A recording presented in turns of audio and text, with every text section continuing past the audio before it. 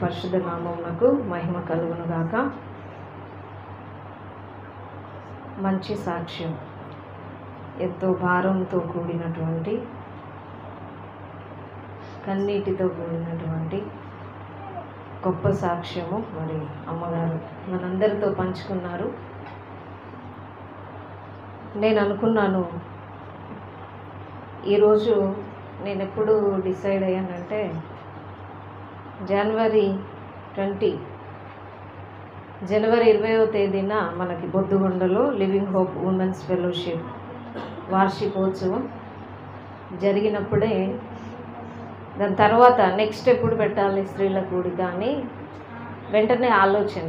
ఎందుకంటే మనం ఒక పని ముగిస్తున్నామంటే మరొక పని కోసము ఆలోచన కలిగి ఎదురు చూస్తూ కనిపెట్టి ఆ పని కోసం ఒక ప్లాన్ కలిగి ఉండాలని.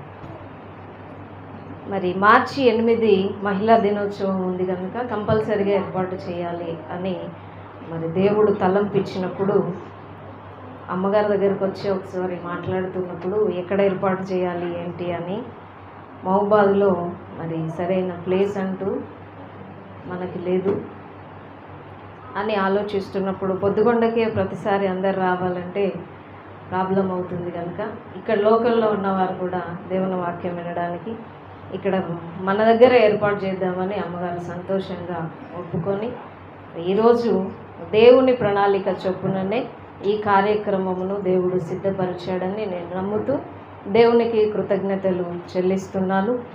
మరి మా యొక్క ఆహ్వానాన్ని స్వీకరించి ప్రేమతో మీరు దయచేసినందుకు వచ్చినందుకు మీ అందరికీ కూడా ప్రభు పేరిట వందనాలు శుభములు తెలియజేస్తున్నాను.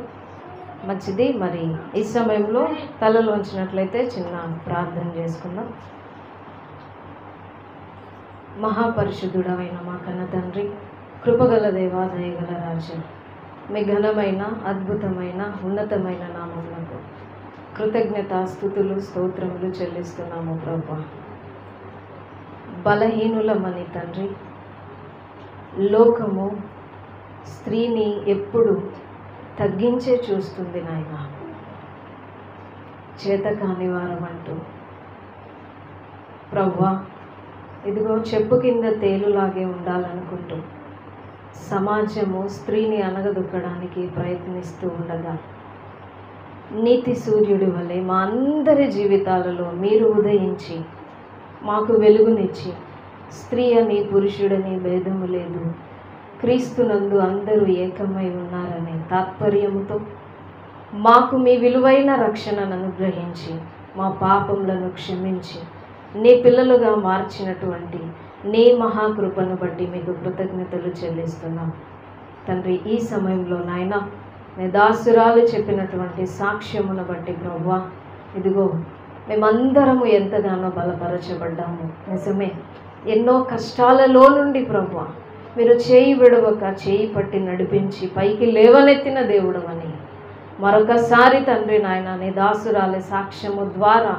మీరు రుజువుపరుచుకున్నారు. మీకు వందనాలు నాయన. మా చేయి విడవని మాకు అర్థమవుతుంది దేవా. ఇంకనూ మేము లేఖనాలను గురించి ఆలోచిస్తూ ఉంటుండగా మీ యొక్క పరిశుద్ధాత్మ స్వరమును మాకు వినిపించండి నాయన. మీకు స్తోత్రములు. మీరు ఏ ఉద్దేశంతో ఈ కూడిక ఏర్పాటు చేశారు, మీరు ఎవరిని దర్శించనున్నారు, ఎవరితో మాట్లాడనై ఉంటున్నారో, ఎవరి జీవితాలలో నీ కార్యము చేయడానికి మీరు ఆలోచిస్తున్నారు, ఎవరిని ఆదరించడానికి నాయన పరిశుద్ధాత్ముడా మీరు ఎదురు చూస్తున్నారో ప్రభువా, మీ గొప్ప కార్యము జరిగించుమని మమ్మల్ని మేము మీ హస్తాలకు అప్పచెప్పుకుంటూ మీరే నడిపించి మీరే మహిమ పొందుమని యేసు క్రీస్తు పరిశుద్ధ నామంలో ఈ ప్రార్థన అడుగుచున్నాము తండ్రి. ఆమేన్, ఆమేన్. మంచిదండి. మరి మీ అందరికీ కూడా ఈరోజు ఒక విషయాన్ని జ్ఞాపకం చేస్తున్నాను. ఈరోజు ఏంటి? అంతర్జాతీయ మహిళా దినోత్సవం, ఇంటర్నేషనల్ ఉమెన్స్ డే. మరి ఈ ఉమెన్స్ డేకి చాలా ప్రత్యేకత ఉంది. ప్రారంభ కాలం నుండి, అనాది కాలం నుండి కూడా సమాజంలో స్త్రీ ఒక బానిస. ఏంటిదండి? స్త్రీ ఒక బానిస. స్త్రీలను బానిసలుగాను ఒక యంత్రం లాగాను ఈ లోకము పరిగణించేది. ఇప్పుడున్న పరిస్థితుల కంటే ఇంకా బహుభయంకరమైన పరిస్థితులను పూర్వకాలంలో ఉన్న స్త్రీలు ఎదుర్కొన్నారు. సతీ సహగమనం అని ఇంకా రకరకాలుగా, భర్త చనిపోతే భర్తతోనే స్త్రీని తగులబెట్టేవారు. అలాంటి భయంకరమైన దురాచారాలు లోకంలో ఉండేటివి ప్రేమన దేవుని వల్ల. కనీసం స్త్రీలకి ఓటు హక్కు కూడా ఉండేది కాదు. అంటే వారు జనాభా లెక్కలో లేనట్టే, అంటే ఒక గుర్తింపు అనేది స్త్రీకి లేదనమాట. 4 గోడల మధ్య నలిగిపోతూ కుటుంబంలో ఉన్నటువంటి వారికి సేవ చేస్తూ నలిగిపోతూ వాళ్ళ బ్రతుకులు ఉండాల్సినవి అన్నమాట. ఒక గుర్తింపు లేని జీవితాలుగా సమాజంలో స్త్రీ జీవితము మగ్గిపోయేది. కొన్ని సంవత్సరాలు స్త్రీలు ఇలా భరించి ఎవరో ఒకరు నిలబడి కొంత సైన్యాన్ని తయారు చేసుకున్నారు.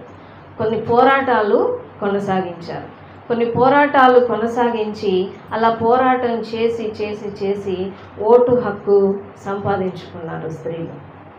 దానికి చాలామంది స్త్రీలు శ్రమించారు. ఇంకా కొంతమంది తత్వవేత్తలు, ఇంకా కొంతమంది నాయకులు, పెద్దలు, వీరంతా కూడా వారికి సహకరించారు. ప్రేమన దేవుని వల్లరా, మాకంటూ ఒక గుర్తింపు కావాలి అని స్త్రీలు పోరాడినప్పుడు ఓటు హక్కు వారికి వచ్చింది.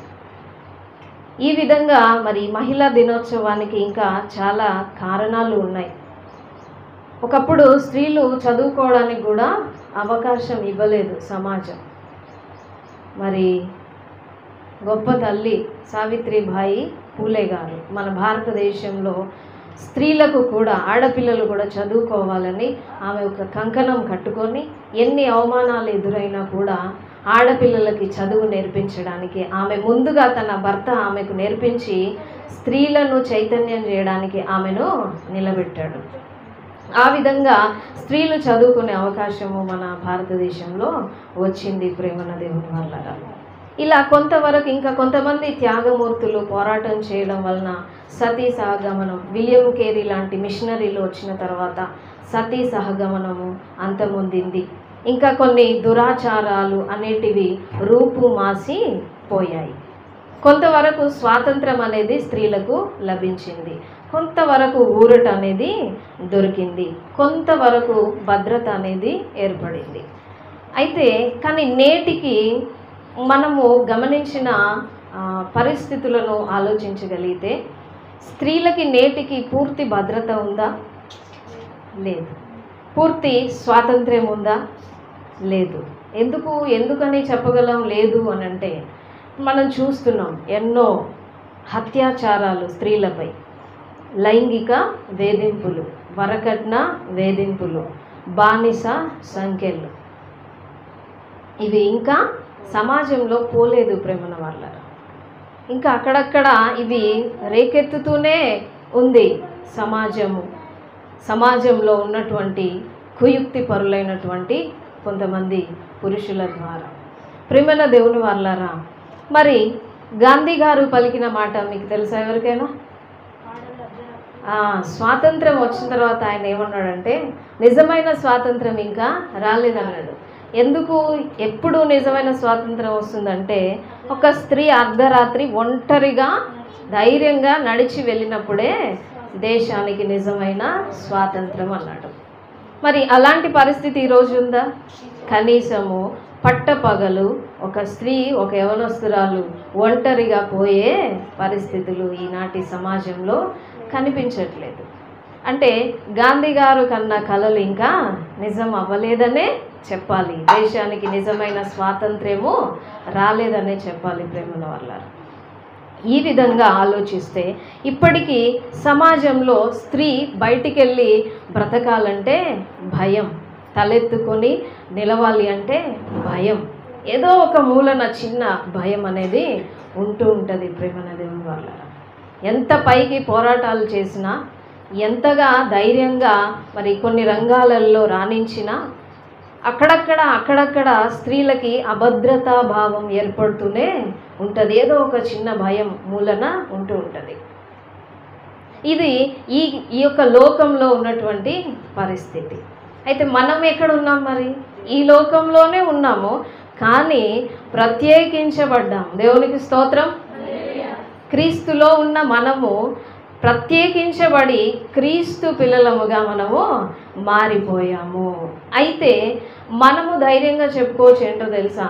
క్రీస్తు ద్వారా నిజమైన స్వాతంత్రంలోకి మనము వెళ్ళగలం. ఎందుకు అంటే పరిశుద్ధ గ్రంథంలో దేవుడు స్త్రీకి ఒక ప్రత్యేకమైన స్థానాన్ని కల్పించాడు. వాక్యము స్త్రీలకు ఉన్నటువంటి ప్రతి బంధకాలను కూడా తెంచివేసే అంత శక్తి కలిగినది దేవుని యొక్క వాక్యము. ప్రేమన దేవుని వాళ్ళరా, యేసుక్రీస్తు ప్రభు వారు 2000 సంవత్సరాల క్రితం ఈ లోకానికి వచ్చినప్పుడు ఆయన పరిచర్యలో ఎంతోమంది స్త్రీలను మనము చూడగలం, ఎంతోమంది స్త్రీలను చూస్తాం. మరి వారంతా ఆ పరిచర్యలో ఎందుకు సహకరించారో తెలుసా?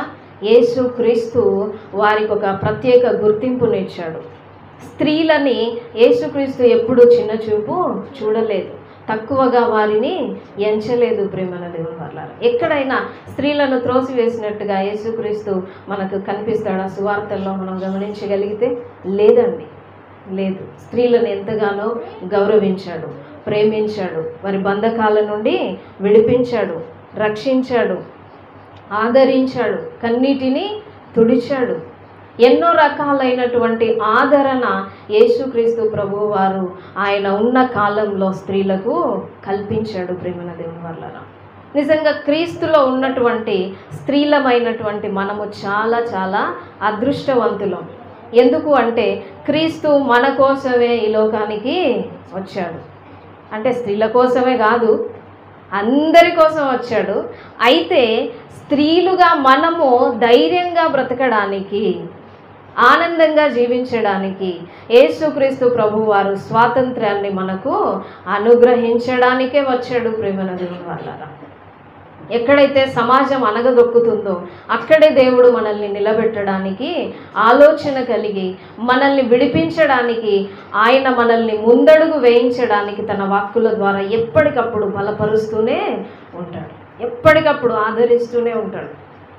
అమ్మగారి సాక్ష్యం విన్నాం కదా, అమ్మగారి సాక్ష్యమే కాదు, దేవుని కొరకు నిలబడుతున్న ప్రతి సేవకురాలు జీవితం వెనకాల ఉండే సాక్ష్యము కన్నీటిమయము. ఒక సముద్రం లాంటిది, అది బయటికి కనిపించదు. ఎక్కడుంటుంది తెలుసా? అది హృదయంలోనే ఆ సముద్రం పొంగుతూ ఉంటుంది. అలలు బయటికి వచ్చినాయి అనుకోండి, కన్నీరు ఆగదు. అలాంటిదే ప్రతి సేవకురాలి సాక్ష్యం ఉంటుంది. ప్రేమల దేవుని వల్ల దేవుడు ఎందుకు అంటే అంత గొప్పగా వారిని పునాది వేస్తూ ఉంటాడు అనమాట, వాళ్ళని నిలబెడుతూ ఉంటాడు. తట్టుకొని నిలబడాలి. బండ మీద వేయబడిన, బండ మీద కట్టబడిన ఇంటి వలె ఉండడానికి. ఎందుకంటే ఇంక అనేకులను బలపరచాలి కదా, మరి ఇంక అనేకులను నిలబెట్టాలి దేవుని కోసం. అందుకే దేవుడు అంత గొప్పగా బిల్డ్ చేస్తూ ఉంటాడు ప్రతి సేవకురాల్ని. అంటే ఎన్నో ఆపదల నుండి, ఎన్నో కష్టాలు, ఎన్నో బంధకాలు, ఎన్నో అవమానాలు, ఎన్నో నిందల నుండి దేవుడు బలపరుస్తూ పైకి లేవనెత్తుతూ నడిపిస్తూ ఉంటాడు. ప్రేమల దేవుని వల్ల యేసుక్రీస్తు వచ్చిన ఉద్దేశం అది. యెషయా గ్రంథంలో క్రీస్తుని గురించి ముందుగానే భక్తులు ప్రవచించిన ఒక మాటను చూద్దాం. యెషయా గ్రంథం 61వ అధ్యాయము 1వ వచనము 2వ వచనం చదువుకుందాం. ప్రభువగు యెహోవా ఆత్మ నా మీదికి వచ్చి ఉన్నది, దీనులకు సువర్తమానము ప్రకటించుటకు యెహోవా నన్ను అభిషేకించెను, నలిగిన హృదయము గల వారిని దృఢపరచుటకును, చెరలోనున్న వారికి విడుదలను, బంధింపబడిన వారికి విముక్తిని ప్రకటించుటకును యెహోవా హితవత్సరమును మన దేవుని ప్రతిదండన దినమును ప్రకటించుటకును, దుఃఖాక్రాంతులందరినీ ఓదార్చుటకును, సియోనులో దుఃఖించు వారికి ఉల్లాస వస్త్రములు ధరింపజేయుటకును, బూడిదకు ప్రతిగా పూదండను, దుఃఖమునకు ప్రతిగా ఆనంద తైలమును, భారభరితమైన ఆత్మకు ప్రతిగా స్తుతి వస్త్రమును వారికిచ్చుటకు ఆయన నన్ను పంపి ఉన్నాడు. చాలు. చూడండి ఎంతమందిని ఎన్ని విధాలుగా బలపరచడానికి యేసుక్రీస్తును దేవుడు ఈ లోకానికి పంపిస్తున్నాడు. ఆలోచించండి ప్రేమల దేవుని వాళ్ళరా, ఎన్ని రకాలుగా దేవుడు ఆదరించడానికి ఆలోచిస్తున్నాడు. చూడండి, దీనులకు సువర్తమానము ప్రకటించుటకు దేవుడు యేసుక్రీస్తును అభిషేకించి ఈ లోకానికి పంపాడు. నలిగిన హృదయము గల వారిని దృఢపరచడానికి, అంటే నలిగిపోయి ఉన్నటువంటి వారి జీవితాలను దృఢంగా బలంగా తయారు చేయడానికి యేసు వచ్చాడని దేవుని వాక్యం సెలవిస్తుంది. చెరలో ఉన్న వారికి విడుదల. ఈరోజు అంశం తెలుసా అండి? బ్యానర్ చూసారా మీరు? స్త్రీ విముక్తి. ఏంటది? స్త్రీ విముక్తి. స్త్రీ విముక్తి అంటే స్త్రీకి యేసులో ఉన్నటువంటి విడుదల ఎన్ని రకాలుగా ఎలా ఉంటుందో మనం ఆలోచిస్తున్నాం అన్నమాట. చెరలో ఉన్న వారికి విడుదల, బంధింపబడిన వారికి విముక్తిని ప్రకటించడానికి, దుఃఖాక్రాంతులందరినీ ఓదార్చడానికి, ఒకరిని ఇద్దరినే కాదండి, దుఃఖాక్రాంతులందరినీ, దుఃఖపడుతున్న ప్రతి ఒక్కరిని ఓదార్చడానికి. ఇంకా చూడండి, సియోనులో దుఃఖించు వారికి ఉల్లాస వస్త్రమును ధరింపజేయడానికి, బూడిదకు ప్రతిగా పూదండను, దుఃఖమునకు ప్రతిగా ఆనంద తైలమును, స్తుతి వస్త్రమును ఇవ్వడానికి యేసు ఈ లోకానికి వచ్చినట్టుగా ప్రభు తన వాక్యంలో మనకు జ్ఞాపకం చేస్తున్నాడు. బంధింపబడిన వారికి విడుదల, చెరలోనున్న వారికి విడుదల, విముక్తి విముక్తి విముక్తి. ప్రేమల దేవుని వల్లరా, ఈరోజు ఏ బంధకాలతో మనం ఉన్నామో, ఏ వేదనలతో మనం కృంగిపోతున్నామో, ఏ దుఃఖ సాగరంలో మునిగిపోయి కృషించిపోతున్నామో, మనందరికీ విడుదలనివ్వడానికి యేసుక్రీస్తు మనకు తోడుగా ఉన్నాడని మనం ఎప్పుడు కూడా మర్చిపోకూడదు. యేసుక్రీస్తు మనకి ఎప్పుడు అండగా ఉంటాడు అనే విషయాన్ని మరచిపోకూడదు. నీ కుడి పక్కన ఆయన నీ నీడగా ఉంటాడని దేవుని వాక్యం సెలవిస్తుంది. ఆయన నీతోనే ఉంటాడు, నిన్ను బలపరుస్తాడు, నిన్ను కాపాడువాడు కునుకడు నిద్రపోడు, ఇశ్రాయేలును కాపాడువాడు కునుకడు నిద్రించడు. ఆయన నీ కుడి పక్కనే ఉంటాడు. దేవునికి స్తోత్రం. నీ కుడి పక్కనే ఉంటాడంటే ఎంత ధైర్యం అండి. ఏ చెరలో ఉన్నా కూడా ఆయన ఎప్పుడో ఒకరోజు విడిపిస్తాడు. ఏ బంధకంలో ఉన్నా కూడా ఏదో ఒకనాడు విడుదలను మనకు అనుగ్రహిస్తాడు. అంత గొప్ప నమ్మకంతో స్త్రీలుగా మనము ముందుకు కొనసాగాలి. బలహీనులమే, శారీరకంగా బలహీనులమే, కానీ ఆత్మ బలముతో మనము దేవునిలో ముందుకు వెళ్ళాలి. ప్రేమను వల్ల ఆత్మ బలముతో. ఏ బలంతో? ఆత్మబలంతో. శరీరంలో ఎన్నో రోగాలు ఉండొచ్చు, ఎన్నో బాధలు ఉండొచ్చు, ఎంతో మనోవేదన ఉండొచ్చు, కానీ ఆత్మను బలపరుచుకొని, దేవుని వాక్యము చేత ఆత్మను బలపరుచుకొని మనము ముందుకే వెళ్ళాలి, వెనుక తట్టు చూడకూడదు. అందుకే యేసుక్రీస్తు మనలాంటి వారిని బలపరచడానికి, నలిగిన హృదయము గలవారిని ఆదరించడానికి, దృఢపరచడానికి, విడుదలనివ్వడానికి, బంధింపబడిన వారికి విముక్తినివ్వడానికి, ఓదార్చడానికి యేసు వచ్చాడు. ఇంకా మనం చూడగలిగితే లూకా సువార్త 4వ అధ్యాయం ఇదే మాటలను యేసుక్రీస్తు ప్రభువారు ఈ లోకానికి వచ్చిన తర్వాత ఆయన జ్ఞాపకం చేస్తున్నాడు. ప్రేమను అల్లారా, 4వ అధ్యాయము 18వ వచనం. ప్రభు ఆత్మ నా మీద ఉన్నది, బీదలకు సువార్త ప్రకటించుటకై ఆయన నన్ను అభిషేకించెను, చెరలోనున్న వారికి విడుదలను, గుడ్డివారికి చూపును కలుగునని ప్రకటించుటకును, నలిగిన వారిని విడిపించుటకును, ప్రభు హితవత్సరమును ప్రకటించుటకును ఆయన నన్ను పంపి ఉన్నాడు. అదే మాటలు తన జీవితంలో నెరవేరుస్తూ ఎంతోమంది స్త్రీలను యేసుక్రీస్తు ప్రభువారు ఆదరించాడు. ప్రేమైన దేవుని వాళ్ళారా, కీర్తనల గ్రంథం 22వ అధ్యాయం 4-5 వచనాలు చూడండి. కీర్తనల గ్రంథం 22వ కీర్తన 4-5 వచనాలు. మా పితరులు నీ యందు నమ్మిక ఉంచిరి, వారు నీ యందు నమ్మిక ఉంచగా నీవు వారిని రక్షించితివి, వారు నీకు మొరపెట్టి విడుదల నొందిరి, నీ యందు నమ్మిక ఉంచి సిగ్గుపడకపోయిరి. దేవునికి స్తోత్రం.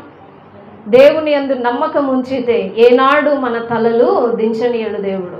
మనల్ని సిగ్గుపడనీయడు. మనము మొర పెడితే మన మొరను విని మనల్ని విడిపిస్తాడు, మనల్ని ఆదరిస్తాడు, మనకు జవాబునిస్తాడు, ఉత్తరం ఇస్తాడు. ప్రేమల వల్లరా నమ్మకంతో కనిపెట్టాలి తప్ప కృంగిపోయిన హృదయాలతో దిగజారిపోకూడదని దేవుని వాక్యము మనల్ని ఎంతగానో బలపరుస్తుంది. యేసుక్రీస్తు తన పరిచర్యలో ఎంతమంది స్త్రీలను ఎలా ఆదరించాడో చూడండి. లూకా సువార్త 8వ అధ్యాయము 2-3 వచనాలు. లూకా సువార్త 8వ అధ్యాయం 2-3 వచనాలు. 12 మంది శిష్యులను, అపవిత్రాత్మలను, వ్యాధులను పోగొట్టబడిన కొందరు స్త్రీలను, అనగా 7 దయ్యములు వదిలిపోయిన మగ్దలేనే అనబడిన మరియయు, హేరోదు యొక్క గృహ నిర్వాహకుడగు కూజా భార్యయగు యోహన్నయు, సుసన్నయు ఆయనతో కూడా ఉండిరి. వీరును ఇతరులు అనేకులను తమకు కలిగిన ఆస్తితో వారికి ఉపచారము చేయించు వచ్చిరి. 12 మంది శిష్యులతో పాటు ఇంకెవరున్నారు? అపవిత్రాత్మలు, వ్యాధులను పోగొట్టబడిన కొందరు స్త్రీలు. స్త్రీలను ఎలా విడిపించాడు యేసుక్రీస్తు ప్రభువారు? వ్యాధుల చేత బాధింపబడుతున్న వారిని, బాధపడుతున్న వారిని, కృంగిపోతున్న వారిని యేసుక్రీస్తు విడిపించాడు.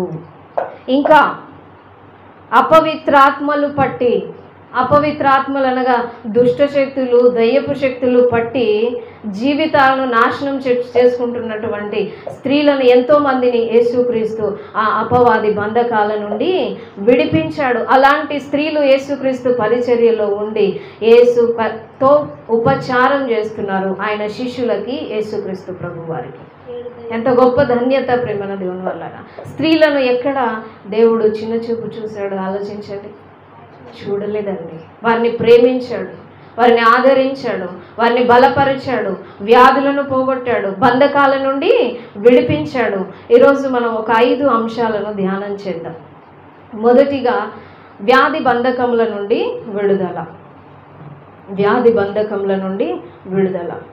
మరి వ్యాధి బంధకాలలో ఉన్నటువంటి ఎంతోమంది స్త్రీలు విడిపించబడ్డారు. కొంతమంది గురించి మాత్రమే పరిశుద్ధ గ్రంథంలో వ్రాయబడింది. యోహాను అంటాడు, ఆయన చేసిన కార్యములను వివరించి చెప్పడానికి, రాయడానికి ఈ భూలోకమే సరిపోదన్నాడు. ఏం సరిపోదట? భూమే సరిపోదట. అంటే అన్ని కార్యాలు యేసుక్రీస్తు ఉన్న తన కాలంలో జరిగించాడు. కొన్ని మాత్రము మనకు మచ్చు తునకలుగా పరిశుద్ధ గ్రంథంలో కనబడుతున్నాయి, ఆనవాళ్ళుగా కనబడుతున్నాయి ప్రేమల వల్లారా. అందులో ఒక స్త్రీని మనము చూడగలము. మార్కు సువార్త 5వ అధ్యాయము 25 నుండి ఉన్న వచనాలను చూద్దాం. మార్కు సువార్త 5వ అధ్యాయము 25వ వచనం నుండి. 12 ఏండ్ల నుండి రక్తస్రావ రోగము కలిగినటువంటి ఒక స్త్రీ ఉండెను. ఆమె అనేక వైద్యుల చేత ఎన్నో తిప్పలు పడి తనకు కలిగినదంతయు వ్యయము చేసి ఎంత మాత్రమును ప్రయోజనము లేక మరింత సంకటపడెను. ఆమె యేసును గూర్చి విని, నేను ఆయన వస్త్రములు మాత్రము ముట్టిన బాగుపడుదుననుకొని జన సమూహములో ఆయన వెనుకకు వచ్చి ఆయన వస్త్రము ముట్టెను. వెంటనే ఆమె రక్తధార కట్టెను గనుక తన శరీరములోని ఆ బాధ నివారణ అయినదని గ్రహించుకొనెను. వెంటనే యేసుక్రీస్తు ప్రభువారి దగ్గరికి ఆయన తన పరిచర్యను కొనసాగిస్తూ ఉన్నప్పుడు జన సమూహాలు ఎంతగానో ఆయనను వెంబడించారు. జన సమూహాలు అంటే ఇంకా లెక్కలేనంత మంది ఆయనను వెంబడించారు. ఆయన చేసే అద్భుతాలను పొందడానికి, ఆయన ద్వారా మేలు పొందడానికి, రోగాలు నయం చేసుకోవడానికి ఎంతోమంది యేసును వెంబడిస్తూ ఉన్నారు. ఆ జన సమూహాలలో ఒక్క స్త్రీ ఉంది ప్రేమన వాళ్ళారా. ఆ స్త్రీ ఎలా ఉంది అంటే రక్తస్రావ రోగము కలిగినటువంటి స్త్రీ. 1 రోజు 2 రోజులు, 1 నెల 2 నెలలు కాదండి, 12 సంవత్సరాల నుండి రక్తస్రావ రోగము కలిగినటువంటి స్త్రీ. స్త్రీలందరికీ తెలుసు, 5 రోజులకి ఎన్నో తిప్పలు పడుతూ ఉంటారు, ఎంతో బలహీనతకు గురవుతూ ఉంటారు ప్రేమ వాళ్ళ. నెలలు కాదు, సంవత్సరాలు, 12 సంవత్సరాలు ఆ స్త్రీ దేహంలో ఉన్నటువంటి రక్తం అంతా పోయింది. ఏమాత్రం శక్తి లేదు, ఏమాత్రము బలము లేదు, బ్రతుకుతానన్న హోప్ లేదు, నిరీక్షణ లేదు. అసలు బ్రతకదో ఇంకా చివరి ప్రయత్నం ఇది. ఆమె చేసేది ఏంటి? చివరి ప్రయత్నం అట. ఆమె కలిగినదంతా వ్యయం చేసింది. ఆమె ఎంతో ఆస్తిపర్రాలై ఉండొచ్చు, కానీ ఆమెకున్నదంతా ఖర్చు పెట్టింది రోగం బాగా కావాలని. ఎంతోమంది వైద్యులను ఆశ్రయించింది, ఎన్నో తిప్పలు పడిందట, ఎన్నో తిప్పలు. మనకు ఒక వ్యాధి వస్తే ప్రేమల వాళ్ళారా, అది నయం చేసుకోవడానికి ఎంతమంది డాక్టర్స్ కదా. మనం తిరగడం, ఎక్కడ మనకి నయమైపోతుందో ఈ డాక్టర్ దగ్గరికి వెళ్ళాలి, ఆ డాక్టర్ దగ్గరికి వెళ్ళాలి. ఎవరు ఏ మంచి ట్రీట్మెంట్ ఇస్తారో, ఏ మంచి మెడిసిన్ ఇస్తారో, ఏ మంచి టెస్ట్ ద్వారా నాకున్న రోగం బయటపడుతుందో. కొన్నిసార్లు టెస్టులన్నీ నార్మల్ వస్తాయి, కానీ రోగం పోదు. డబ్బులన్నీ అయిపోతాయి, రోగం మాత్రం పోదు. మందులన్నీ మింగుతూనే ఉంటాం, వ్యాధి నయము కాదు, మనకు నెమ్మది దొరకదు. ఇంకా డబ్బులు ఎక్కడ తెచ్చిపెట్టాలి? ఏమీ ఉండదు. ఏంటిదేమో ఈ పరిస్థితి. ఎక్కడ బంగారం అమ్మాలా, స్థలం అమ్మాలా, ఇల్లు అమ్మాలా? అంతే కదండి. కష్టపడే శక్తి ఉంటుందా రోగంతో బాధపడుతున్నప్పుడు? సంపాదించే ఓపిక ఉంటుందా? ఇంకా ఉన్నది అమ్ముకోవడం తప్పితే చేసేదేముంది? అలాగే ఈ స్త్రీ కూడా ఉన్నదంతా వ్యయం చేసుకుందట, ఉన్నదంతా ఖర్చు పెట్టింది, కానీ రోగం ఎక్కడ బాగుపడలేదు. ప్రేమన దేవుని వల్ల ఒక్క ఆశతో యేసుక్రీస్తు ప్రభువారు ఇదిగో రోగాలను బాగు చేస్తున్నాడని తెలిసినప్పుడు ఒక్క ఆశతో వచ్చింది యేసుక్రీస్తు దగ్గరికి. ఆమె వెళ్ళి తన రోగం చెప్పుకోగలమండి? రక్తస్రావ రోగం కలిగి ఎంత షేమ్గా ఫీల్ అవుతాం కదా, చాలా సిగ్గుపడుతూ ఉంటాం. ఆ రోగం చెప్పుకోవాలి. ఎందుకో తెలుసా? ఇంకా ఆ కాలంలో యూదులకి ఇంకా అంటరానితనం చాలా ఉండేది. ప్రేమను వాళ్ళరా, అంటూ ముట్టు అంటారు కదా, సమాజంలో ఆ భయంకరమైనటువంటి దురాచారాలు ఆ కాలంలో ఇంకా బాగా ఉన్నాయి. ఎంతమంది ఆమెను అవమానపరిచారో. ఈ భయంకరమైన రోగం కలిగిన స్త్రీ ఇలా తిరుగుతుంది ఏంటి, మమ్మల్ని ఎక్కడ తాకుతుందో అనుకుంటూ ఎంతగా ఆమెను చీదరించారో, ఎంతగా ఆమెను త్రోసివేశారో. ప్రేమన దేవుని వాళ్ళరా, తోసుకుంటూ మెల్లగా ఎవరి కనబడకుండా పోయింది, ఎవ్వరు చూడలేదు ఆమెను. యేసుక్రీస్తు యొక్క వస్త్రపు చెంగును ముట్టుకుంది. ఆమెలో ఉన్న విశ్వాసం ఏంటంటే, నా రోగం బాగుపడుతుంది, యేసయ్య నన్ను స్వస్థపరుస్తాడు, ఆయన వస్త్రపు చెంగు తాకితే చాలనుకుందండి. పోయింది, ముట్టుకుంది. ఏమైంది? వెంటనే పరిశుద్ధ గ్రంథంలో రాయబడింది, ఆమె ముట్టిన వెంటనే ఆమె రక్తధార కట్టెను. ఆమె శరీరంలోని బాధ నివారణ అయినదని ఆమె వెంటనే గ్రహించుకున్నదట. దేవునికి స్తోత్రం. యేసుక్రీస్తులో ఎంత శక్తి ఉందో ఆలోచించండి. వెంటనే ఆయనకు అర్థమైపోయింది. ఏమనుకున్నాడు? నా శక్తి ప్రభావం ఎక్కడికో, ఎవరో నన్ను తాకారు, నా ప్రభావం నాలో నుండి పోయింది. ఎవరు వెతుకుతున్నాడు యేసుక్రీస్తు ప్రభు? ఎవరు తాకారు నన్ను? ఎవరు తాకారు? ఈ స్త్రీ పోవాలంటే భయపడుతుంది, వణుకుతుంది. నేను ఎలా చెప్పాలి, నేను ఏమని చెప్పాలి? నాకైతే బాగుపడింది, కానీ ధైర్యం తెచ్చుకుంది, ఎందుకంటే రోగం పోయింది కదా. సంతోషంతో, భయమైనా కూడా ఆనందము, ఆమెలో ఉన్నటువంటి ఒక కుతూహలంతో యేసుక్రీస్తు ముందటికి వచ్చి తల వంచుకొని, అయ్యా నేనే నిన్ను ముట్టానయ్యా, నా పరిస్థితి ఇది, నా రోగం ఇది, నా బాధ ఇది, నన్ను ఎవ్వరు బాగు చేయలే, నేను ఎంతగానో తిరిగాను, ఎన్నో డబ్బులు ఖర్చు పెట్టాను, ఎంతోమంది వైద్యులను సంప్రదించాను, కానీ హీలింగ్ నాకు జరగలేదు, స్వస్థత నాకు దొరకలేదయ్యా. నీ వస్త్రపు చెంగు తాకితే చాలు నేను బాగుపడతాను అనుకున్నాను, నేను స్వస్థపరచబడ్డాను, నన్ను స్వస్థపరిచావని యేసుక్రీస్తును మహిమపరిచినప్పుడు, అదే సమాజం అయితే నాకు తెలియకుండా నువ్వు నన్ను ఎలా ముట్టుకున్నావు? అలా ఉన్న ఒక స్త్రీ ఇంట్లోకి వెళ్తే కూడా ఆ ఇంటిని శుభ్రపరుచుకుంటారు కొంతమంది. ఇప్పటికీ కొంతమంది భక్తులు ఉన్నారు, అలాంటి స్త్రీలను ఆ టైంలో ముట్టుకోకూడదంట.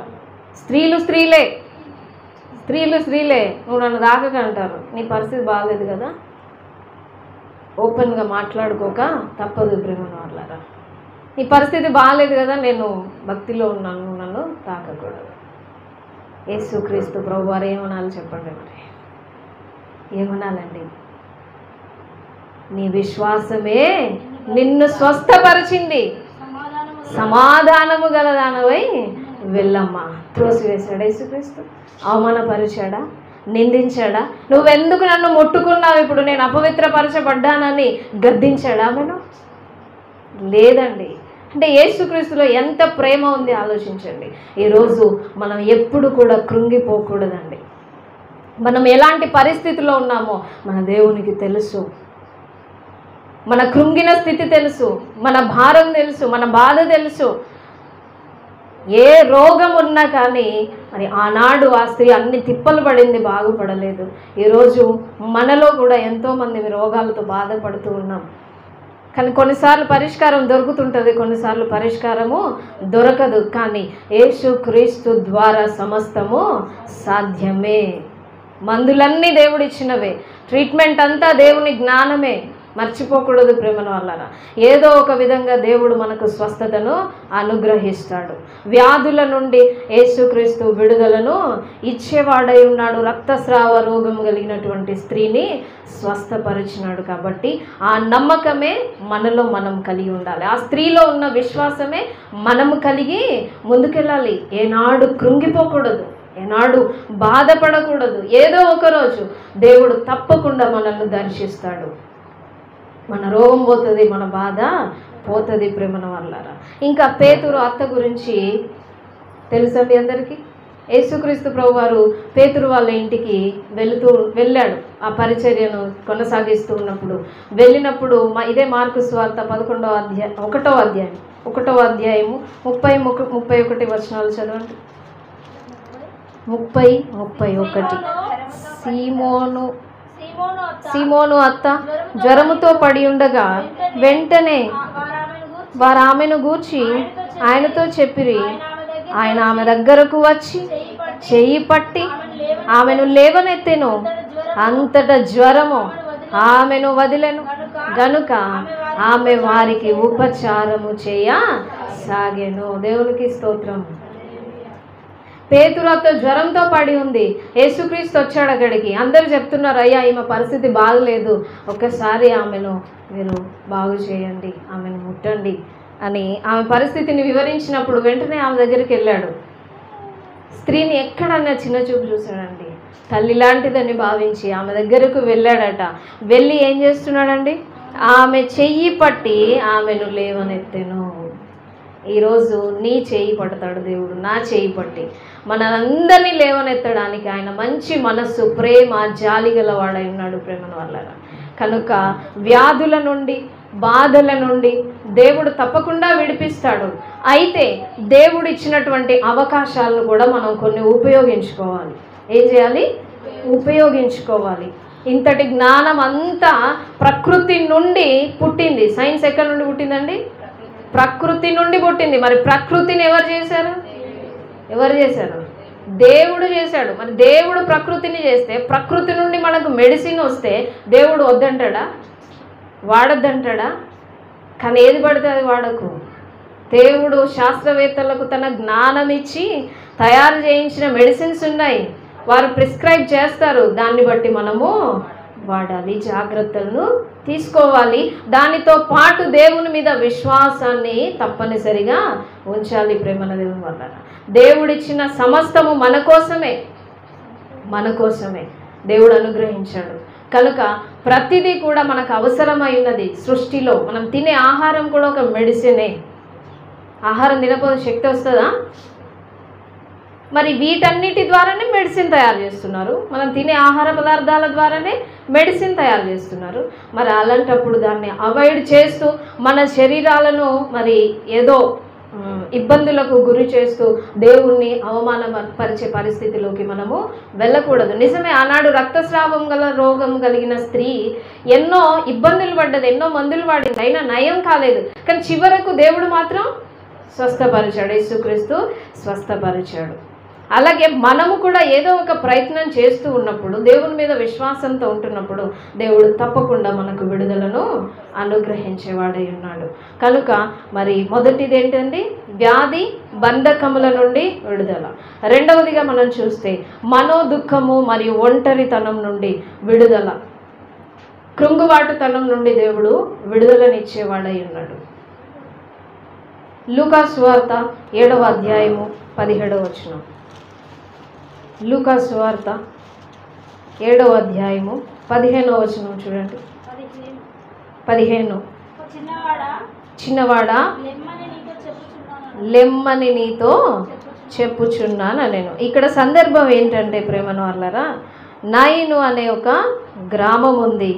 నాయిను అనే గ్రామంలో ఒక విధవరాలు ఉందండి. ఒక విధవరాలు. ఆ విధవరాలకి ఒక్కడే ఒక కుమారుడు. ఆ ఒక్కడు కాస్త చనిపోయాడు. ఏమాడు? అసలే భర్త చనిపోయాడు, ఒక్క కుమారుడు కూడా చనిపోయాడు. ఆమె ఎంతో రోధిస్తుంది, ఎంతో వేదన పడుతుంది, ఎంతో కృంగిపోతుంది. నా పరిస్థితి ఏంటి దేవా, నేను ఒంటరిదాన్ని అయిపోయాను, నా భర్త లేడు, నా కుమారుడు కూడా, నన్ను చూడాల్సిన నా కుమారుడు కూడా మరణించాడు అంటూ ఆమె ఎంతగానో కృంగిపోతున్న ఆ సమయంలో యేసుక్రీస్తు ఆ దారి వెంట వెళుతూ ఉన్నాడు.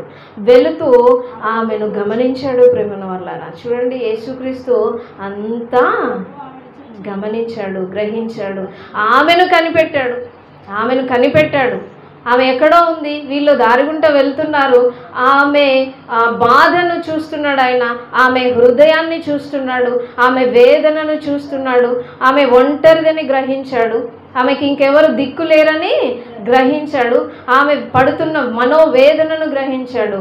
వెంటనే ఆ పాడ దగ్గరికి పోయాడంట. పోయి ఏం చేశాడు? చిన్నవాడా, ఆ పాడిని ముట్టి, చిన్నవాడా లెమ్మని నీతో చెప్పుచున్నాను అనగా, ఆ చనిపోయిన వాడు లేచి కూర్చుండి మాటలాడసాగాను. ఆయన అతని తల్లికి అప్పగించెను. ఇప్పుడు ఆ తల్లికి ఎంత సంతోషం, ఆ తల్లి మనసు ఎంత ఆనందపడి ఉంటుంది. కృంగిపోయిన మనసు కాస్త ఉల్లాసంతో గంతులు వేస్తుంది. ప్రేమల దేవుని వల్ల ఎంత మనోదుఃఖంతో కృంగిపోయి ఉంది ఆమె. ఫస్ట్ యేసుక్రీస్తు వచ్చి తన కుమారుని బ్రతికించేసరికి ఎంతో ఆనందం, ఎంతో సంతోషం. ఇంకా ఈ కాలంలో ఎక్కువగా మనం చూస్తాం భర్త వేధింపులు, స్త్రీలు పడుతున్నటువంటి వేదనలు. భర్త వేధింపులు అనగా మారు మనసు లేక, త్రాగుబోతులై, తిరుగుబోతులై స్త్రీలను హింసించే కొంతమంది పురుషులు ఉంటారు. ప్రేమను వల్ల వారిని బట్టి కృంగిపోతున్న స్త్రీలు ఎంతోమంది ఈ కాలంలో మనం చూడగలం. ఇంకా కొంతమంది పిల్లలు చిన్న పిల్లలుగా ఉన్నప్పుడు వారిని ఎంతో జాగ్రత్తగా చూసుకుంటారు తల్లిదండ్రులు ఇద్దరు చూసుకుంటారు. తల్లి ఎక్కువగా వారితో ఉంటూ ఎంతో శ్రమ తీసుకుంటుంది, ఎంతో కష్టపడుతుంది. పిల్లల్ని పెద్ద చేసిన తర్వాత ఏమవుతుందో తెలుసా? పెద్ద పెరిగిన తర్వాత తల్లిదండ్రుల మాట వినకుండా తయారవుతారు. అప్పుడు తల్లులు పడే వేదన ఇంకా అంత ఇంత కాదు. నిన్ను 9 నెలలు కడుపులో మోసి పెంచి, నేను తినక, నిద్రపోక, ఎండనక వాననక కష్టపడి సంపాదించి నిన్ను చదివించి పెద్ద చేసి ఒక ప్రయోజకులు కావాలని ఆలోచిస్తే ఈనాడు తిరుగుబాటు చేసే స్వభావం పిల్లల్లో వచ్చిందంటే ఆ స్త్రీలు ఎంత కృంగిపోతారండి, ఎంత మనోవేదనకు గురవుతుంటారు. ఇది ఒక రకం. ఇంకా కొంతమంది స్త్రీలు ఎలా ఉన్నారో తెలుసా? వివాహం అవుతుంది, వివాహమైన కొద్ది రోజులకి పాపో బాబో పుడతాడు. పుట్టిన తర్వాత భర్తకి మరొక స్త్రీ మీద వ్యామోహం కలుగుతుంది. ఈ మొదటి భార్యను, పుట్టిన బాబునో పాపనో వదిలేసి ఆమెతో భర్త వెళ్ళిపోతాడు. ఇప్పుడు ఈ స్త్రీ ఏమైపోయింది? ఒంటరి అయిపోయింది. పిల్లలు ఏమైపోయారు? తండ్రికి దూరం అయ్యారు. తండ్రి ప్రేమ వారికి లేదు. మనోవేదన, ఒంటరితనం, ఏం చేయాలో అర్థం కాదు. పిల్లల్ని ఎలా పోషించుకోవాలో తెలియదు. కష్టపడి పని చేయాలంటే కొన్నిసార్లు అందరూ చేయలేరు. చదువుకున్న వాళ్ళు ఏ పని చేయాలి, సరే చదువు కరెక్ట్గా లేకపోతే ఏ ఉద్యోగమో రాదు, ఎండలోకి వెళ్ళి పని చేయలేరు. కొన్నిసార్లు గారభంగా తల్లిదండ్రుల ఇంట్లో పెరిగిన పిల్లలు ఏ కష్టం చేయలేని పరిస్థితిలో ఉంటారు. నా పిల్లల పరిస్థితి ఏంటి? కొన్నిసార్లు అనారోగ్యం వస్తుంది, వారిని ఎలా పోషించుకోవాలి?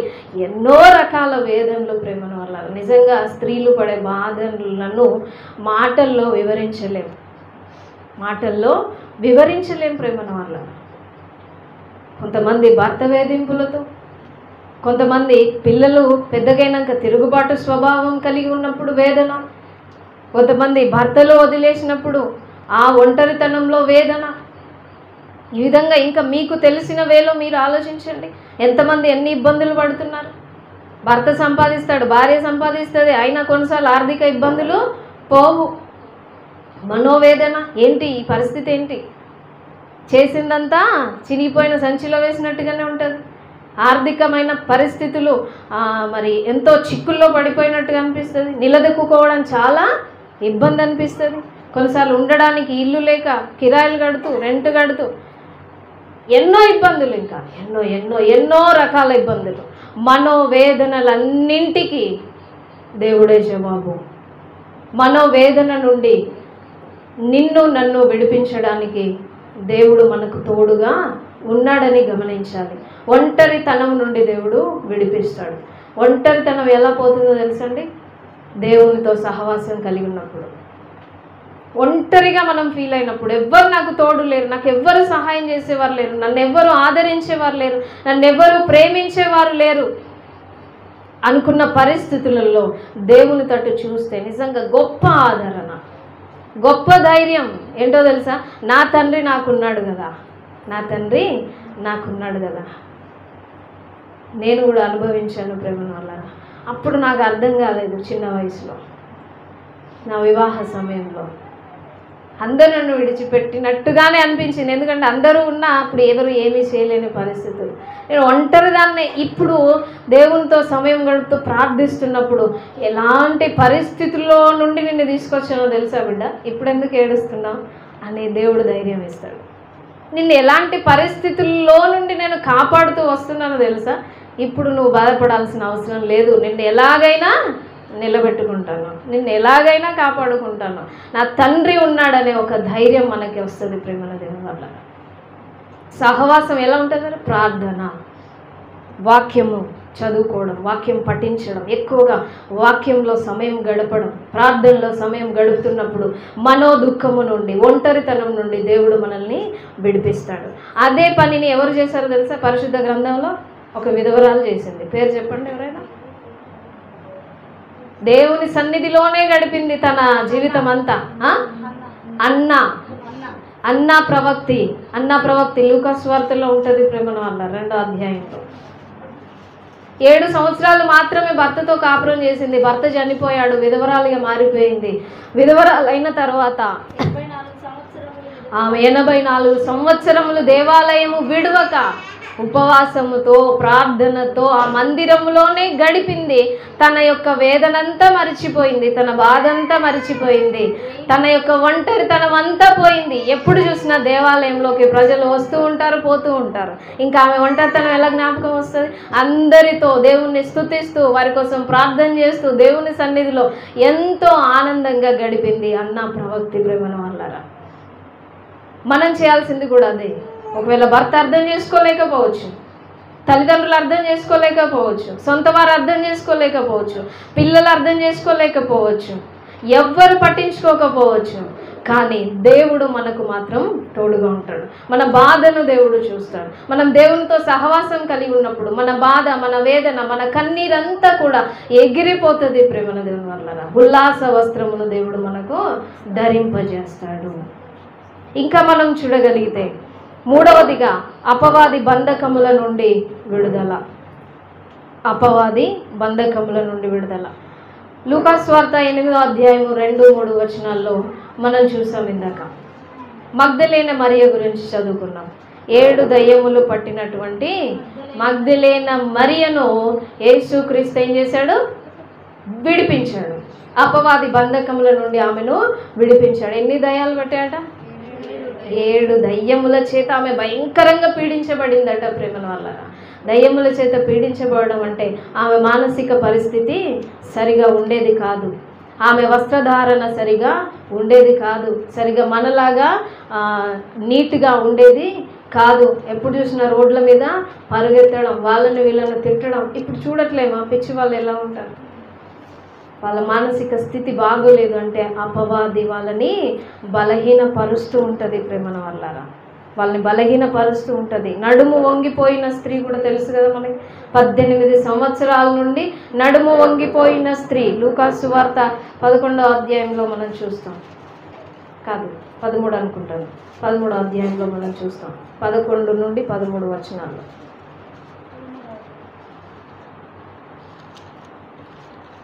లూకాసు సువార్త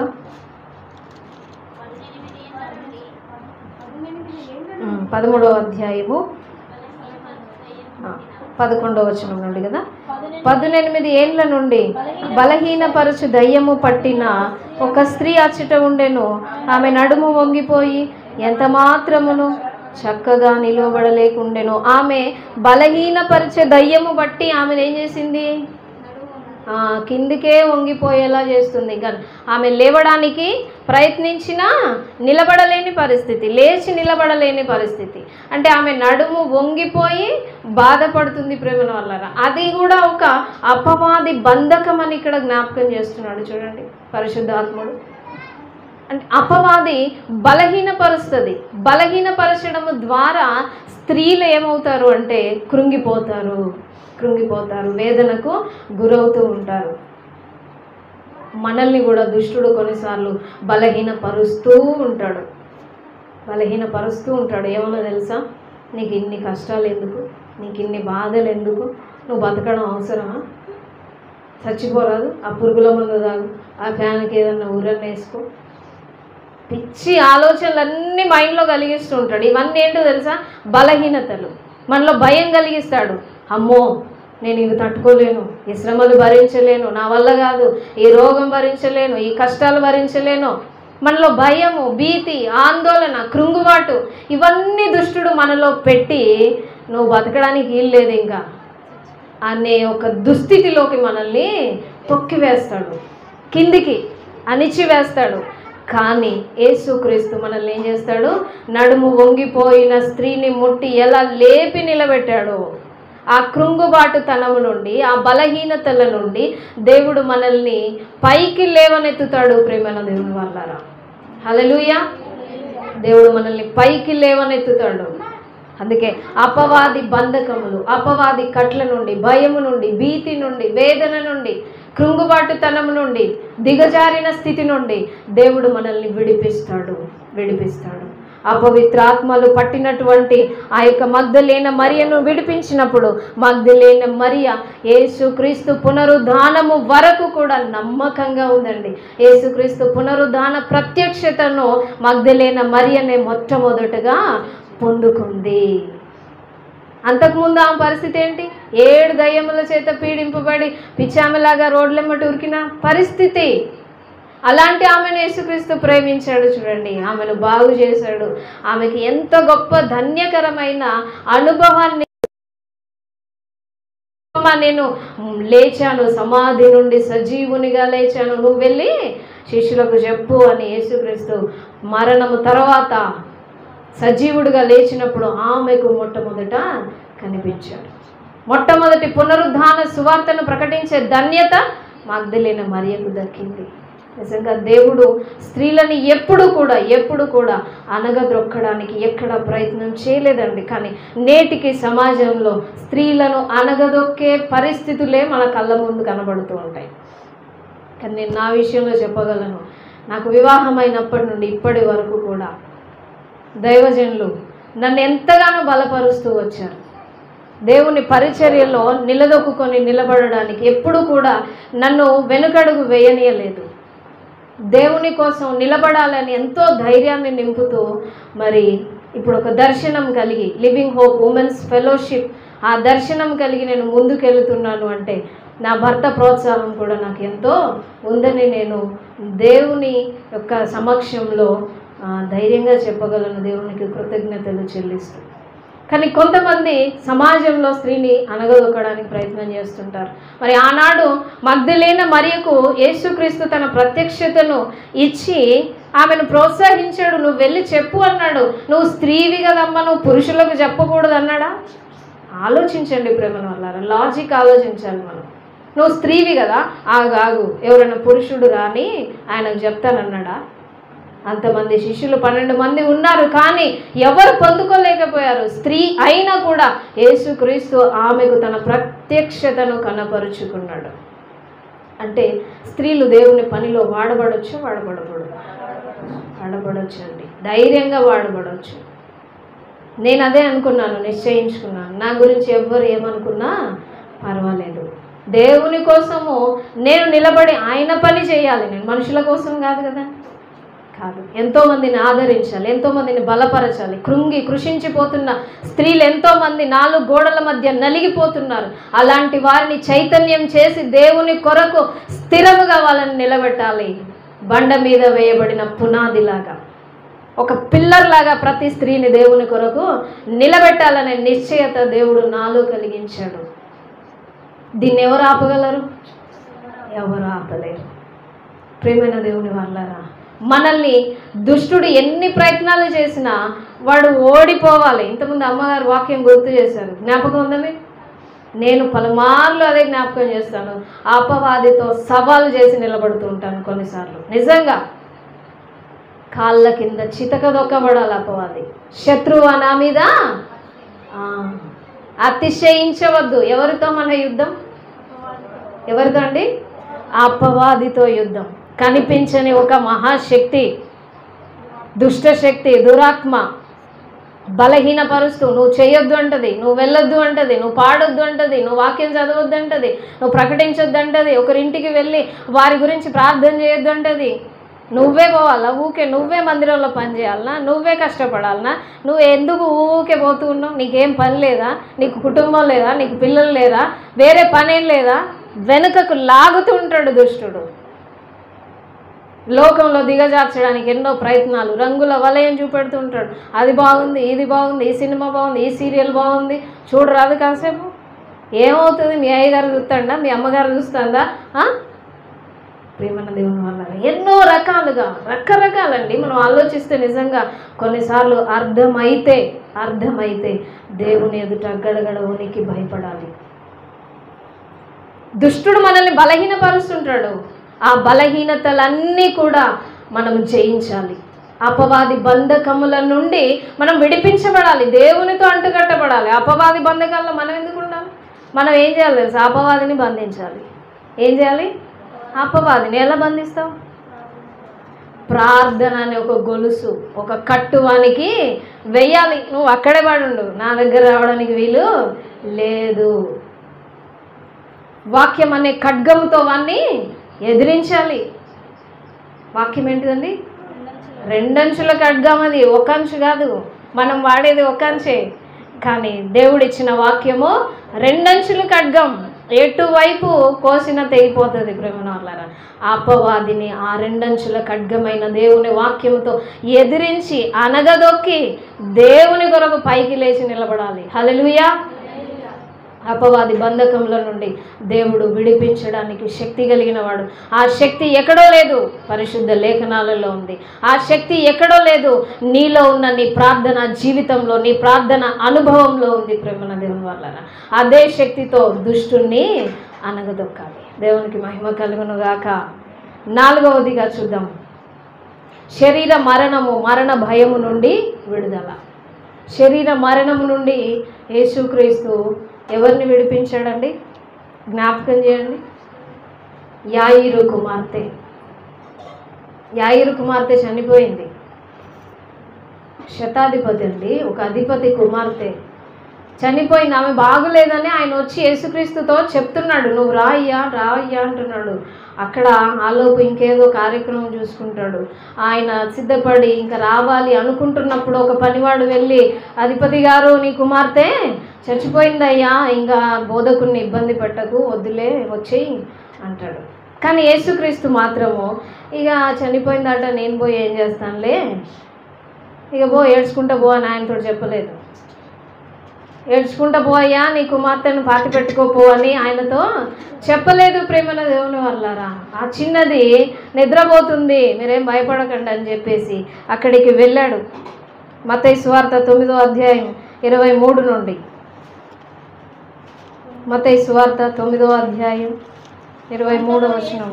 అంతలో యేసు ఆ అధికారి ఇంటికి వచ్చి పిల్లన గ్రోవులు వాయించు వారిని గొల్లు చేయుచు జనసమూహము చూచి స్థలమీయుడి, ఈ చిన్నది నిద్రించుచున్నదే గాని చనిపోలేదని వారితో చెప్పగా వారు ఆయనను అపహసించిరి. జన సమూహమును పంపివేసి ఆయన లోపలికి వెళ్ళి ఆమె చేయి పట్టుకోగానే ఆ చిన్నది లేచెను. దేవునికి మహిమ. ఆ చిన్నది బ్రతికింది. ప్రేమను వల్ల యేసుక్రీస్తు ప్రభు వారు ఆ చిన్నదాని దగ్గరకు వెళ్ళాడు. ఆ యవనస్తురాల దగ్గరికి వెళ్ళి తలితాకుమే ఆమె చేయి పట్టుకొని లేపాడట. చేయి పట్టుకోగానే ఆమె బ్రతికింది. పోయిన జీవం వచ్చింది. మరణం భయము నుండి ఆమెకు విడుదల. తండ్రికి ఎంత సంతోషం, నా కుమార్తె మరణము గెలిచి బ్రతికింది. యేసుక్రీస్తు శరీరం మరణం నుండి కూడా విడిపించాడు. ప్రేమల దేవుని వాళ్ళారా, కొంతమంది సాక్ష్యాలు వింటున్నామండి. కొంతమంది సాక్ష్యాలు వింటున్నాం. కోమాలోకి వెళ్ళిపోయినటువంటి ఒక స్త్రీ భర్త తిరిగి సంఘం అంతా నైట్ అంతా ప్రార్థిస్తూ ఉన్నారు. హోప్లెస్ అని డాక్టర్స్ చెప్పారు. మరి ఆ స్త్రీ కూడా పడక దగ్గర, భర్త ఉన్న పడక దగ్గర, హాస్పిటల్ బెడ్ మీద, ఐసీయూలో ఆక్సిజన్ మీద ఉన్నటువంటి, డయాలసిస్ జరుగుతున్న ఆయన దగ్గర కూర్చొని ఏడుస్తూ ప్రార్థిస్తుంది. సంఘమంతా ప్రార్థిస్తుంది. మరి హోప్లెస్ అన్నటువంటి డాక్టర్స్ చెప్పిన ఆ వ్యక్తి ఎవరైతే ఉన్నారో ఆమె భర్త కోమాలో నుండి బయటికి వచ్చాడు. ప్రేమల దేవుని వల్ల ఆల్మోస్ట్గా ఒక చనిపోయే పరిస్థితి. ఇంకా అందరూ ప్రార్థిస్తున్నారు. ఆమెలో విశ్వాసం ఉంది, నా భర్త బ్రతుకుతాడు, బ్రతికించు దేవా. వృద్ధులు కాదు, యవనస్తులు. ప్రేమైన దేవుని వాళ్ళారా, దేవుడు మరణ భయం నుండి కూడా విడిపించగలడు. దేవుడు గొప్ప కార్యములు చేయగలడండి. మనం నమ్మితే దేవుని మహిమను చూస్తాం. దేవుని శక్తిలో లోపం లేదు. ఉంటే మనలోనే లోపం ఉండాలి. కార్యం జరగట్లేదంటే మనలోనే లోపం ఉండాలి. దేవుని శక్తిలో మాత్రం ఏ లోపము లేదు. మరణ భయం నుండి కూడా దేవుడు విడిపించగలడు. పేతురు గారి పరిచర్యలు కూడా తబిత అనే ఒక శిష్యురాలు ఉంది. ఆమె ఎన్నో ఘనకార్యములు చేసింది, ఎంతో సత్కార్యములు జరిగించిన స్త్రీ. ఆమెకు జబ్బు వచ్చింది, మరణించింది. అందరూ ఏడుస్తున్నారు. ఇంత సేవ చేసింది మాకు ఈ ధన్యురాలు, ఈమె చనిపోయింది ఎలా అని బాధపడుతున్నప్పుడు పేతురు వచ్చి ఆమె కోసం ప్రార్థన చేయగానే ఆ స్త్రీ ఏమైంది? బ్రతికింది. ప్రేమల దేవుని వల్ల ఎంత గొప్ప కార్యములను ఆ కాలంలో దేవుడు వారి చేత జరిగించాడు. చూడండి, ఆమెకు మరలా ఆయుష్నిచ్చాడంటే ఎంత ఆశ్చర్యం. అమ్మ, నువ్వు 4 రోజులైతే చచ్చిపోతావు, నీకు ఈ భయంకరమైన రోగం నిన్ను పట్టుకుంది, ఇంకా నువ్వు ఏ మందులు వాడినా బతకవు అని డాక్టర్ అన్నాడు అనుకో, మనలో ఎలా ఉంటుంది? ఇక వచ్చి ఎవరిని చూసినా కూడా నవ్వు రాదు, మాటలు రావు, ఏడుపే కన్నీరే. ఏంటిదమ్మా, ఏం చెప్పలేదు, పక్కోళ్ళు చెప్పాలి. ఇంకా పరిస్థితి ఇది. అంటే ఒక భయం. ప్రేమను అట్లా మరణం అంటే భయం. ఆ మరణ భయము నుండి దేవుడు విడిపించగలడు. ఎందుకో తెలుసా? పౌలు గారు ఏమన్నారు? బ్రతుకుట క్రీస్తే, చావైతే లాభం. మరి మరణం అంటే భయం ఎందుకు? లాభం అన్నప్పుడు భయపడతామా చెప్పండి? దేనికైనా బ్రతికితే దేవుని కోసం బ్రతకాలి, చచ్చిపోతే లాభమే. ఇంకా భయం ఎక్కడుంది చెప్పండి? దేవుని పిల్లలమైన మనకు మరణ భయం ఉందండి? ఇప్పుడు కన్ను మూస్తే దేవుని సన్నిధికి పోవాలి, ఆ విశ్రాంతిలోకి వెళ్ళాలి, అదే నిరీక్షణతో బ్రతకాలి. కానీ మరణం అంటే ఎప్పుడు కూడా భయపడకూడదు. ఇంకా మనం చేయాల్సిన పనులు ఉంటాయి. ఉన్నప్పుడు దేవుడు బ్రతికిస్తాడు, అయిపోతే మన కాలం అయిపోతే వెళ్ళిపోతాం. ఇది సత్యమే కదా. పుట్టిన ప్రతి మనిషి గిట్టక తప్పదు. కనుక మరణ భయం ఎప్పటికీ కూడా మనలో ఉండకూడదు. ఆ మరణ భయం నుండి కూడా దేవుడు మనల్ని విడిపిస్తూ ఉన్నాడు. చివరిగా 5వది, అంధకార పాప బంధకముల నుండి విడుదల. ఇంతకుముందు చెప్పినవన్నీ కూడా కొన్ని మన మానసికమైన, శారీర సంబంధమైనటువంటి విషయాల నుండి దేవుడు విడిపిస్తాడు అని మనం జ్ఞాపకం చేసుకున్నాం. ఇప్పుడు ఈ 5వదిగా పాప బంధకముల నుండి దేవుడు మనల్ని విడిపిస్తాడు. పాప బంధకం అంటే ఇది ఆత్మకు సంబంధించింది. మన ఆత్మ నశించి నరకాగ్ని పాలవ్వడం దేవుని చిత్తము కాదు. స్త్రీ అయినా పురుషుడైనా ప్రతి ఒక్కరూ, ఆత్మకి లింగభేదము లేదండి. ఆత్మకి లింగభేదము లేదు. ఆత్మ ఆత్మే. ఈ స్త్రీ ఆత్మ పురుషుని ఆత్మ లేదు. ప్రేమన దేవుని వల్ల ఈ దేహంలోకి వచ్చిన తర్వాత వేరియేషన్స్ ఉంటాయి. ఈ దేహాన్ని విడిచిపెట్టినాం అనుకోండి, నువ్వు స్త్రీవా పురుషుడువా లేదు, ఇంకా అక్కడ లింగభేదం ఏమీ ఉండదు. ప్రతి ఒక్కరి ఆత్మ రక్షించబడడం దేవుని యొక్క ఉద్దేశము. కనుక ఈ పాప బంధకముల నుండి, ఏ పాప బంధకాలు? అంధకార పాప బంధకాలు. ఈ లోకమంతా చీకటి. ఏంటిదండి? చీకటి అంటే పాపముతో నిండుకొని ఉంది కదా. వ్యభిచారము, దొంగతనము, మోసము, నరహత్య, ద్వేషము, కలహము, మత్సరము, కుళ్ళు, కుట్రలు, అల్లరితో కూడిన ఆటపాటలు, రకరకాల ఆలోచనలు, చెడ్డ చూపులు, చెడ్డ తలంపులు, ఇవన్నీ కూడా పాపము. ఈ పాపము ద్వారా మనిషి బంధించబడినప్పుడు మన ఆత్మ ఏమవుతుంది అంటే దేవునికి దూరం అవుతుంది. ఈ పాప బంధకాలతో మనం బంధించబడి ఉన్నప్పుడు దేవుని యొక్క ఆ లోకానికి మనము చేరుకోలేము. ఈ పాప బంధకముల నుండి విడిపించడానికే యేసుక్రీస్తు పరలోకం నుండి భూమి మీదకి వచ్చాడు, మనలను విడిపించాడు. విడిపించాడా లేదా? నమ్మకం ఉందా? మరలా ఆ పాపం అనే దాస్యం కిందికి మనము వెళ్ళకూడదు. ఎందుకంటే ఆ పాపపు బానిసత్వపు సంఖ్యలను యేసుక్రీస్తు సిలువలో తెంచేశాడు. దేవునికి స్తోత్రం. సిలువలో తెంచేశాడు. మరలా ఆ పాప బంధకాలలోకి మనము వెళ్ళకూడదు. ప్రేమైన దేవుని వాళ్ళరా, ఆ పాప బంధకముల నుండి దేవుడు మనల్ని విడిపించాడు. మరలా ఆ పాపం అనే దాసత్వంలోనికి, అంటే మరలా ఆ వ్యభిచార, ఆ పాప కూపము, ఆ నరహత్య, ఆ ద్వేషము, ఆ యొక్క దేవునికి ఇష్టం లేనటువంటి ప్రతి కార్యము ఏది కూడా మనలో ఉండడానికి వీలు లేనే లేదు. ఎందుకంటే ఆ అంధకార పాపము నుండి దేవుడు మనలను విడిపించాడు గనుక దేవునికి మహిమ. హల్లెలూయా. అలా ఎవరిని విడిపించాడో ఒకసారి మీరు ఆలోచించండి. ఇంకొక పావు గంట నేను ముగిస్తాను. దయచేసి మరలా మనకి క్లాస్ లేదు కాబట్టి ఒక్క 10 నిమిషాలు ఓపికతో దేవుని మాటలు వినండి. ఎవరిని విడిపించాడంటే ఒక సమరయ స్త్రీని జ్ఞాపకం చేసుకుందాం. సమరయ స్త్రీ ఎలాంటిదో తెలుసా? సమరయ స్త్రీ, సమరయులు అంటేనే యూదులకు అంటరాని వాళ్ళు. అంటే వాళ్ళు మిశ్రమ జనాంగం. ఒక 2 జనాంగాలు వారి పిల్లల్ని వీరి పిల్లల్ని వాళ్ళు వివాహం చేసుకున్నప్పుడు పుట్టినటువంటి సంతానమునే సమరయులు అన్నారు. అంటే మిశ్రమ జాతి అన్నమాట. సమరయ స్త్రీని చూసి ఆమె తృణీకరింపబడింది. ఎంతోమంది చేత ద్వేషింపబడుతున్న స్త్రీ, త్రోసివేయబడుతున్న స్త్రీ, జీవితంలో నలిగిపోయి 5 పురుషులతో సంసారం చేసినటువంటి స్త్రీ జీవితం ఎంత కృంగుబాటుతనంలో ఉంటుందో మనం ఆలోచించవచ్చు. నెమ్మది ఉండదు, సమాధానం ఉండదు, ఎంతో భయంకరమైన. ఆమెను చూసి చీదరించుకోలేదు యేసుక్రీస్తు. ఆమెను ప్రేమించాడు, ఆమెను మార్చాడు, ఆమె స్థితినంతా జ్ఞాపకం చేశాడు.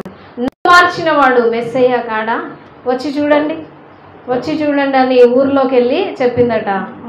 యోహాను సువార్త 4వ అధ్యాయం చూడండి ఒకసారి.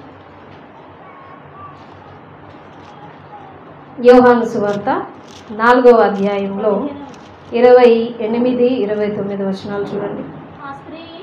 ఆ స్త్రీ తన కుండ విడిచిపెట్టి ఊరిలోనికి వెళ్ళి, మీరు వచ్చి నేను చేసినవన్నీ నాతో చెప్పిన మనుషుని చూడుడి, ఈయన క్రీస్తు కాడా, ఆయన ఆ ఊరి వారితో చెప్పింది. అంటే ఆమె పాపములన్నిటినీ యేసుక్రీస్తు క్షమించాడు. నీ పరిస్థితి నాకు తెలుసమ్మా, నీ స్థితి ఇది, కానీ ఇదిగో ఆత్మతో సత్యముతో దేవుణ్ణి ఆరాధించాలి, ఇదిగో జీవజలము నేను ఇస్తాను, ఆ మెస్సయ్యను నేనే అని కొన్ని మర్మములను ఆమెకు తెలియజేసి, ఆయనే మెస్సయ్య అని ఆమె గ్రహించేలా చేసి, ఆమె తప్పులన్నీ ఆమె గ్రహించేలా చేసి, ఆమెను క్షమించినటువంటి గొప్ప ప్రేమమయుడు యేసుక్రీస్తు ప్రభువారు నిన్ను నన్ను ఆ పాప బంధకముల నుండి కూడా విడిపించాడు. ఇంకా ఎవరమైనా ఆ పాపపు బంధకాలలో చిక్కుకొని ఉంటే ఈనాడు యేసుక్రీస్తు దగ్గర, దేవుని దగ్గర, తన కుమారుడైన యేసుక్రీస్తు ద్వారా మనకు పాప క్షమాపణ ఉంది కనుక మన పాపములను ఒప్పుకొని పాపముల నుండి మనము విముక్తి పొందాలి. ప్రేమైన దేవుని వాళ్ళారా, ఇంకా ఒక పాపాత్మురాలైన స్త్రీ గురించి మనం పరిశుద్ధ గ్రంథంలో చూస్తాం. ఒక వ్యభిచారమందు పట్టబడిన స్త్రీ గురించి మనం పరిశుద్ధ గ్రంథంలో చూస్తాం. వారిని అందరినీ యేసుక్రీస్తు ప్రభు వారు ప్రేమించాడు. పాపాత్మురాలైన స్త్రీ వచ్చి ఆయన పాదాలను కన్నీటితో కడుగుతూ ముద్దాడుతున్నప్పుడు ఏపో నువ్వు పాపాత్మురాలు అని త్రోసివేయలేదు. అమ్మ నీ విస్తార పాపములు క్షమించబడి ఉన్నవి. ఆలోచించండి, పాప బంధకముల నుండి యేసుక్రీస్తు విడిపించాడండి. వ్యభిచారమందు పట్టబడిన స్త్రీని చూసి అమ్మా నిన్నెవరు శిక్షించలేదా? లేదయ్యా. తరుముకుంటూ వచ్చారు, ఆయన దగ్గర నిలబెట్టారు. ఈమె పరిస్థితి ఏంటంటే ఆయన వంగి రాస్తూ ఉన్నాడు, మీలో తప్పు చేయని వాడు ఎవడో ఆమె మీద మొదట రాయి వేయండి. అందరూ రాయి వారేసిపోయారు. ఆయన చూసి అమ్మ ఏరి వారంతా ఎడిపోయారు తల్లి, నిన్నెవరు శిక్షించలేదు కదా? లేదయ్యా, నేను కూడా నిన్ను శిక్షించను. అయితే నువ్వేం చేయాలి మరి? ఇక మీదట పాపము చేయకూడదు. ఆ పాప బంధకాల నుండి ఇప్పుడే నేను విడుదల చేస్తున్నాను. నువ్వు ఇంకా మరలా ఆ బంధకములోనికి వెళ్ళడానికి వీల్లేదు తల్లి. నువ్వు చక్కగా దేవుని కోసం బ్రతుకు, నువ్వు పరిశుద్ధంగా బ్రతుకు అని ఆమెను దీవించి పవిత్రపరిచి పంపిన ప్రేమ యేసుక్రీస్తు ప్రేమ. ఎన్ని బంధకాలు మనం జ్ఞాపకం చేసుకున్నాం. ఇంకా చాలా బంధకాలు ఉన్నాయి, అని చెప్పుకుంటే మనకు సమయము సరిపోదు ప్రేమైన వాళ్ళారా. చూడండి, ఇప్పుడు మనం జ్ఞాపకం చేసుకున్నాం. ఒకటి, వ్యాధి బంధకముల నుండి విడుదల. మనో దుఃఖము, ఒంటరితనము, కృంగుబాటుతనం నుండి విడుదల. మూడవది, అపవాది బంధకముల నుండి విడుదల. నాలుగవది, మరణము, శరీర మరణము, మరణ భయం నుండి విడుదల. అంధకార పాప బంధకముల నుండి విడుదలను కలిగించే దేవుడై ఉన్నాడు. యెషయా గ్రంథము 51వ అధ్యాయము 14వ వచనం. యెషయా గ్రంథం 51వ అధ్యాయము 14వ వచనం. త్వరగా తీయండి. కృంగబడిన వాడు త్వరగా విడుదల పొందును. దేవునికి స్తోత్రం. ఈరోజు కృంగిపోయిన ప్రతి స్త్రీ కూడా, కృంగిపోయిన స్త్రీలు, లైవ్లో దేవుని వాక్యం వింటున్న స్త్రీలైనా సరే, ఇక్కడ కూర్చొని దేవుని మాటలు వింటున్న స్త్రీలైనా సరే, కృంగబడిన వారు త్వరగా విడుదల పొందుదురు. దేవునికి మహిమ కలుగును గాక. ఎవరైతే కృంగిపోతున్నారో, ఏ కృంగుబాటుతనంతో నీ హృదయము మనోవేదనతో నిండిపోయిందో, ఏ బంధకములలో నువ్వు ఉన్నావో, ఈరోజు దేవుడు నిన్ను విడిపించడానికి ఆయన ఆలోచిస్తున్నాడు. నువ్వు దేవుని ప్రణాళికలో ఉన్నావు దేవుని బిడ్డ. నువ్వు భయపడకూడదు, కానీ దేవుని కోసం నిలబడడానికి ధైర్యం తెచ్చుకోవాలి. దేవుడు నిన్ను విడిపించడానికి సిద్ధంగా ఉన్నాడు. కృంగబడిన వాడు తర్వాత అతడు గోతిలోనికి పోడు, చనిపోడు. దేవునికి స్తోత్రం. గోతిలోనికి పోము మనము, చనిపోము మనము. దేవుడు మనలను విడిపిస్తాడు. కృంగిపోయిన ప్రతి హృదయము దేవుడు విడిపించడానికి సిద్ధముగా ఉన్నాడు. ప్రేమల దేవుని వాళ్ళారా. కీర్తనల గ్రంథం 146 7 నుండి 9 వచనాలు చూడండి. కీర్తనల గ్రంథం 146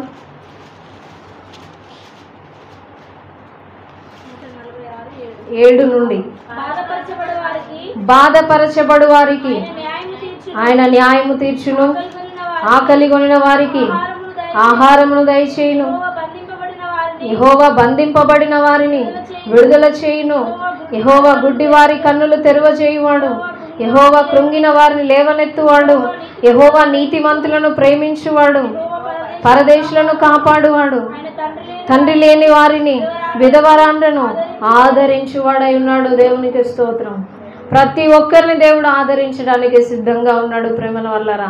ఆకలి కొనిన వారికి ఆహారం, బాధపరచబడి వారికి న్యాయము, బంధింపబడిన వారికి విడుదల. దేవుడు తప్పనిసరిగా మనల్ని విడిపిస్తాడు. కొలసి పత్రిక 1వ అధ్యాయం 13-14 వచనాలు. కొలసి పత్రిక 1వ అధ్యాయము 13-14 వచనాలు.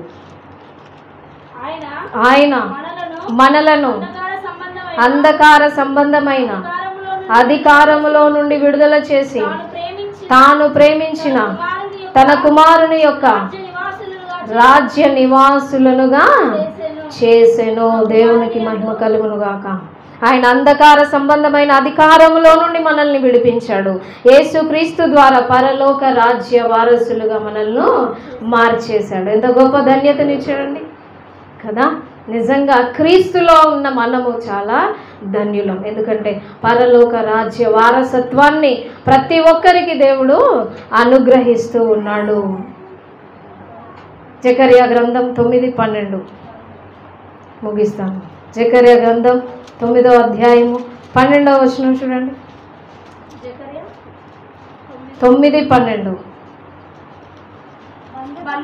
బంధకములలో పడి ఉండి నిరీక్షణ గలవారులారా మీ కోటను మరలా ప్రవేశించుడి, రెండంతలుగా మీకు మేలు చేసేదనని నేడు నేను మీకు తెలియజేయుచున్నాను. హల్లెలూయా. ఈ వాగ్దానమును ప్రతి ఒక్కరూ జ్ఞాపకం చేసుకోండి.